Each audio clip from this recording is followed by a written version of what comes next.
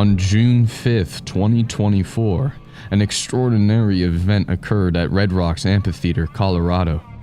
For many of the observers, what they witnessed in the early hours of the fateful morning gave them chills. They returned to their normal lives with one question at the front of their minds: are we alone in the universe? For Melissa Flores, a former employee at Red Rocks, the peculiar sightings on June 5th weren't surprising. They confirmed to her what she already suspected, that she wasn't losing her mind, and the haunting events she'd experienced for weeks prior to this were as real as they were horrifying. This is Melissa's account of what happened to her and what she reported to local authorities in the lead-up to that day and in the harrowing days afterward. For Melissa, the question isn't whether are we alone in the universe, but what are the motives of the beings we share it with.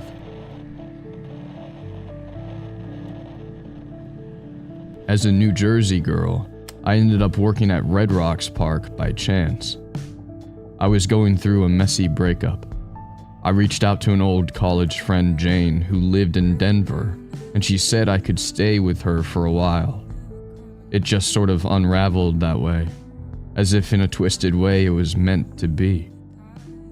I liked being outdoors, and I loved music, so getting a temp job at Red Rocks seemed perfect. For the first few weeks, it was great. I saw some of my favorite bands perform across a wilderness of rocks. It was bliss. But that bliss soon fractured into something dark. At precisely 1 a.m., I was cleaning the stage when I heard my colleague call over to me. "Hey, Melissa, are you seeing this too, or have I overdone it on the coffee?"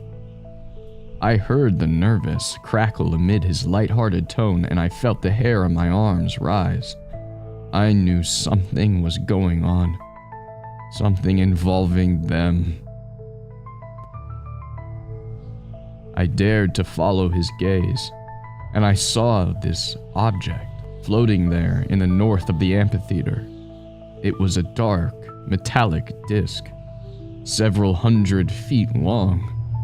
It hovered there, visible to everyone. It wasn't even trying to hide itself. It had these markings on it. At least 3 levels of them. They looked like windows or doors. The sheer magnitude of this was crazy. It was a world within itself. I'll be damned, it's the real McCoy. That's a real-life spaceship. My colleague laughed. Then he rushed off to see if the other employees had seen it. I stood there alone on the stage, rigid and afraid. I watched that aircraft hover there for less than a minute, and it turned at an angle and slowly moved away, fading into the sky until it was no longer traceable. "What do you want?" I whispered, and I touched the bumpy wound behind my ear. As the employees viewed this as something unusual and crazy, I saw it as something much more than that. I knew this aircraft was there because of me. I knew this because something had been taunting me for weeks. It latched onto me. I knew it wanted something from me, I just didn't know what. It started in May. It'd been a busy night, and as a result, it took longer than usual to get everyone out, sweep up, close up. It must have been about 3 a.m. by the time I was able to drive home, and I was on the scenic route home. The weaved road, surrounded by towering rocks. At this time it was quiet, and I only passed a few other cars. I'd been working long hours, and the tiredness was getting to me. So I ramped up the radio volume. A Bonnie Tyler song was playing, and I was singing, badly, along to it.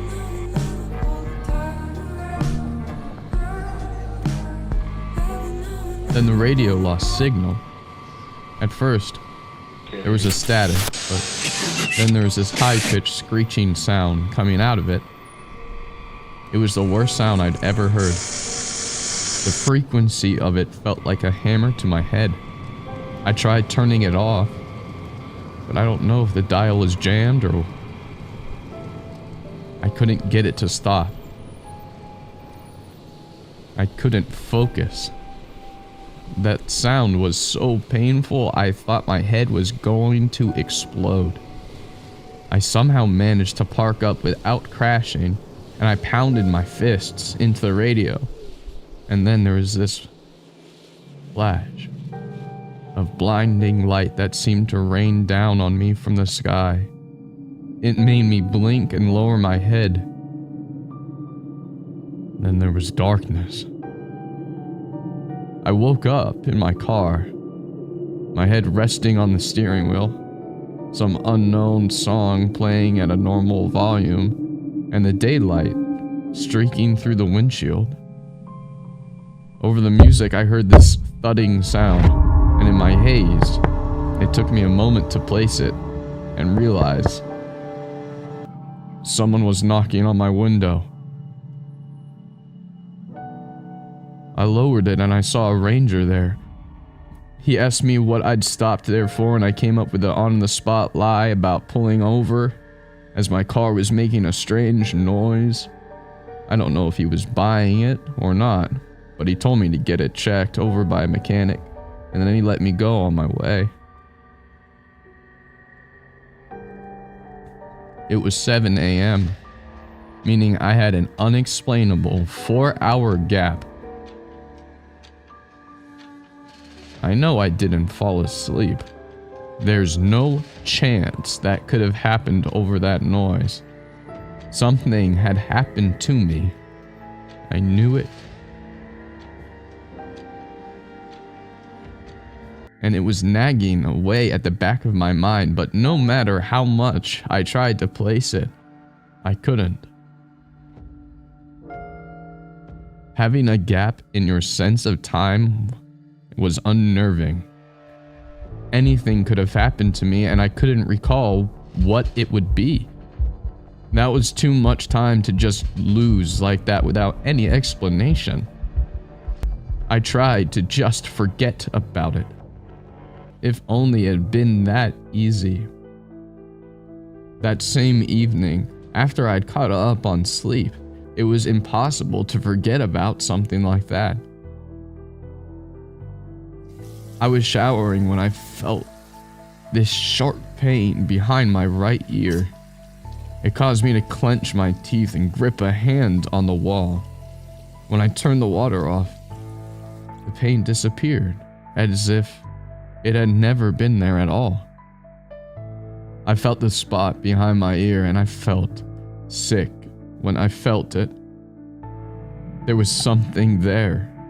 I felt my finger over it, tracing the spot. It was square-shaped and flat beneath my skin. It wasn't bone. It was an object buried beneath my skin. I could feel it there. I could wiggle it about. There was no incision there. Somehow an alien object was behind my ear, and I didn't know what it was or how it had gotten there. The thought alone of what it could be. It was horrific. Over the next few days, stuff got weirder. Sleep became my worst enemy, as it was during these times that the strange occurrences happened. The following night, after the car incident, I woke up at 3 a.m., a hot, sweaty mess, and the thing behind my ear was vibrating, literally vibrating. When I pressed a finger to it, I felt an electric shock. I flinched my finger away. I sat up and I tried to make sense of it all, my eyes adjusting to the darkness. That's when I saw it. a long, shadowy figure by the wall next to the door, coin-shaped gaps for eyes. It was as if it was on guard, there to make sure I didn't leave. I watched it, rigid with fear, my heart frantic within my chest. I couldn't keep my eyes off of it. Then I heard this clicking sound. It seemed to echo around the room, but it also seemed to echo inside of my own head, as if it was burrowing inside of it. I tried screaming, but that sound, the vibrations, they muted my own voice. I couldn't scream. I couldn't move. I was frozen there, helpless, as that shadowy figure stared at me through its empty gap eyes. I don't know how long I was trapped like that. I don't know when it ended. I just remember the darkness, one I can't explain. And then suddenly, my phone alarm starts going off. It was 7:30 a.m. And then I heard it.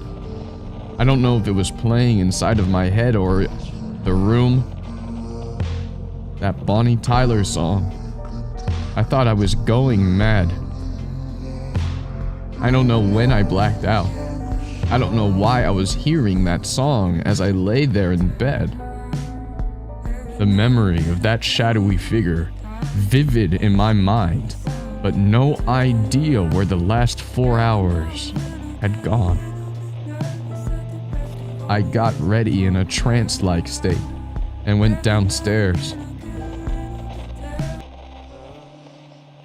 Jane took one look at me, scrunched up her face and said, "Geez, Lisa, you look terrible. Are you okay?" And I told her I was fine. If only my words had been true. I knew that I wasn't fine. Something in me had changed, and I felt it, and my friend felt it too.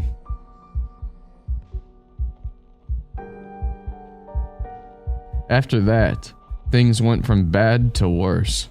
Each night, I woke up at 3 a.m., and I saw that shadowy figure there by the door, staring at me. And then that aching started behind my ear and it traveled through my entire body. A vibrating, aching wave of discomfort. Then I would black out. Wake up hours later with no idea what happened to me. I didn't want to sleep. I drank cupfuls of coffee to try and stay awake. This made me skittish and on edge, and the shadows seemed to follow me everywhere. That thing behind my ears seemed to be continuously throbbing. Days of this was enough to send me into a mental darkness. The tiredness seemed to claw at my skin until that's all I could think about. I didn't dare sleep though. I just sat there, in my room, watching movies that went bang, and drinking coffee and energy drinks.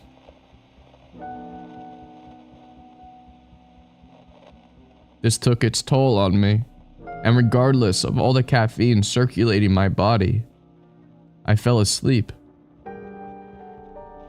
When I woke up, I wasn't in the bedroom, but I was somewhere else entirely. I saw a flash of silver, heard an unfamiliar clicking, and I saw it in the distance. A shadowy figure. My skin started to itch, and I looked down to see what it was, and that's when everything fell dark. Except for that darn song. It played in my head in multicolor. Wherever I was, dream or reality, that song was there too.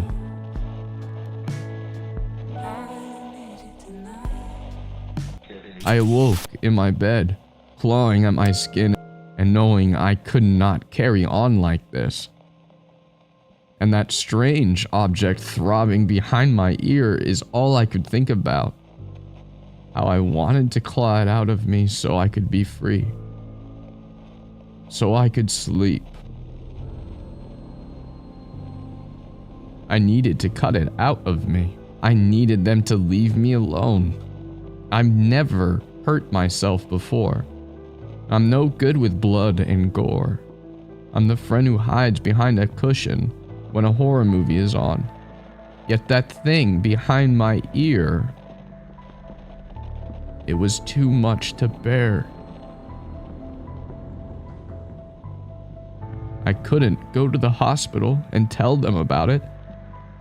I didn't want to end up in some padded room being spied on by government types. I didn't want to become their experiment, too.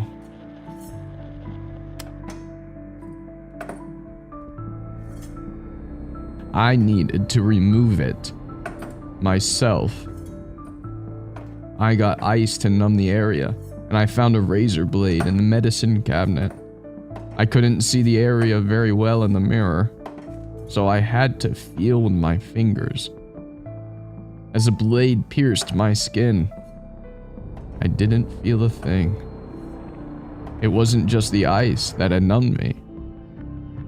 Back then, I don't know. I felt numb to the world. I continued slicing. I don't know for how long. I felt red, and I saw it on my neck, my finger, and speckled in my hair. I didn't even realize I was screaming. But I was. A high-pitched shriek.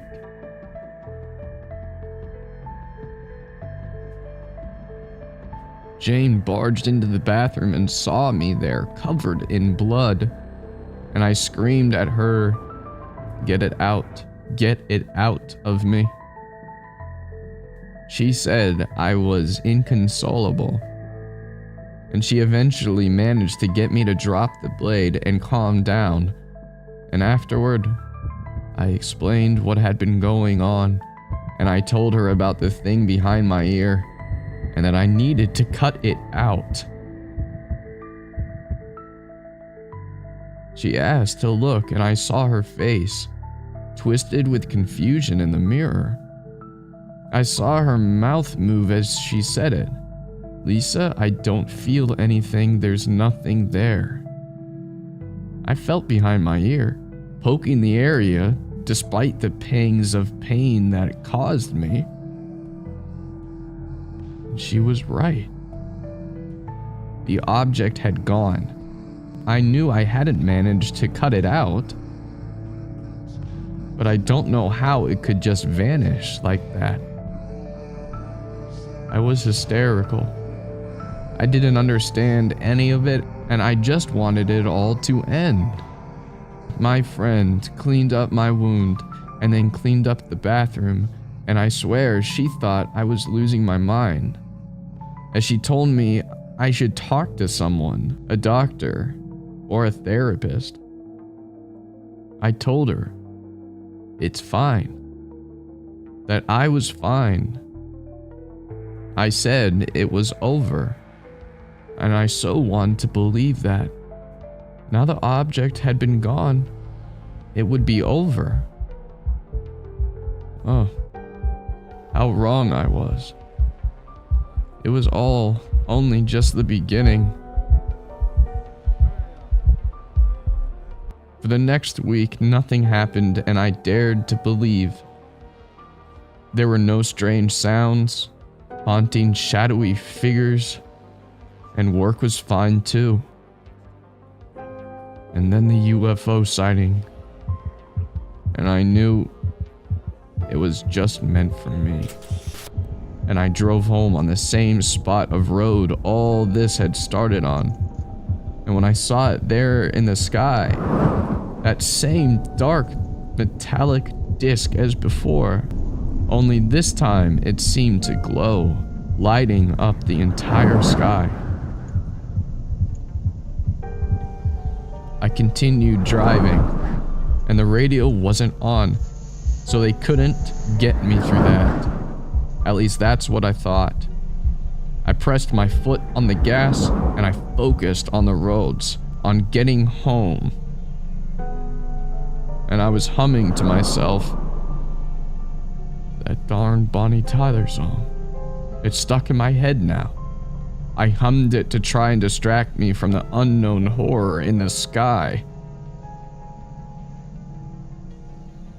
Then, I saw it. Right there in the middle of the road. I thought it was a deer, so I slammed the brakes on, veering to a jolting stop. Only then did I see it wasn't a deer. It was the long, shadowy, gap-eyed beings. It was lingering there, in the road. It didn't even try to move. It didn't try to do anything. I went to move, but I realized I couldn't. I was unable to move my body. I could only move my eyes. I desperately moved them side to side, but no matter what I did, that thing was still visible in my eye line. Right in front of me. Right above me. I didn't know what to do. There was nothing I could do. The fear of being trapped in that situation, of not being able to even try and escape it, is indescribable. It was a nightmare. It was an endless nightmare. And then I heard that high-pitched screeching sound. It vibrated through the switched-off radio, through the framework of the entire car, and through my mind itself. It was agony, a vibrating, continuous agony. I screamed inside of my head as that's all I could do. I saw flashing lights, each flash spotlighting the shadowy figure that was still there, watching me through empty eyes from the middle of the road. Then darkness. Not a normal darkness, where some light seeps in from around, but a nothing darkness. Then through this, I felt the prods on my skin, as if it was being scraped with a scalpel. I wiggled my fingers and my toes, but I was fixed in place to something unseen. I heard those sounds, these clicking sounds that turned into a shrill, screeching sound. I silently screamed. That's all I could do. I was trapped there in the darkness, at their mercy. I woke up at 7 a.m., parked at the side of the road, surrounded by red rocks and clear skies. I was still silently screaming. The corners of my eyes felt wet. I dabbed a finger there and saw blood. I wiped my nose and there was more blood. I caught my reflection in the side view mirror, and this time I managed an actual scream. The blood streaked down my face and neck like a rash. I felt this itchiness across my entire body, but I couldn't see any marks.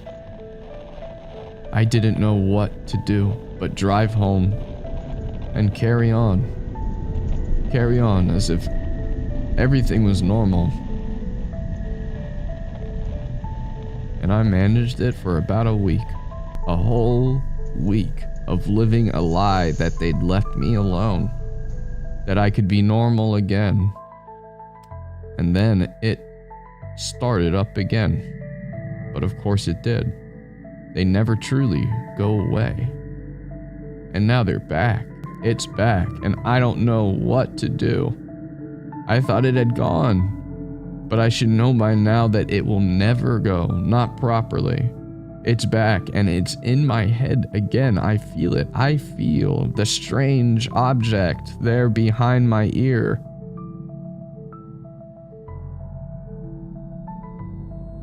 It's back, which means they're back, too. I'm getting out of here. I am going home, but I fear they will follow me. I'm going to try and run, but I can't escape them. It's impossible to escape something that's everywhere and nowhere all at once.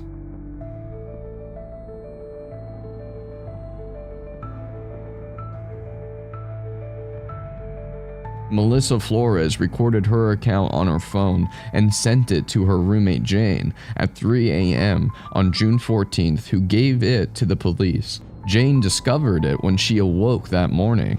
By this time, Melissa had packed up her essential belongings and left the house.